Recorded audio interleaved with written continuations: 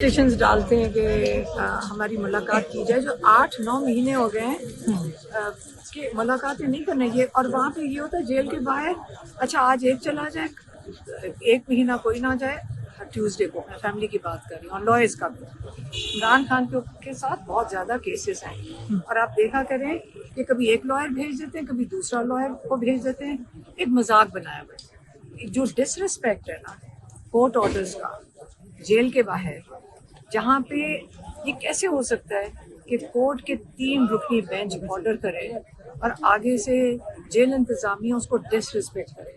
Normally इसके ऊपर तौहीन अदालत लगना चाहिए। इस हाई कोर्ट ने एक दफ़ा भी जुर्रत नहीं की कि वहाँ पे तौहीन अदालत लगाए जेल इंतजामिया पे। जेल इंतजामिया कहती है ये ऊपर से कहीं से ऑर्डर आता है कि नहीं मिलना मुलाकात करनी, ऊपर से जहाँ से भी आता है। मैं किसी को कह रही थी 2 चीज़ों से आप जेल जाएंगे, इमरान खान की तारीफ करना या आसिम मुनीर का नाम लेना।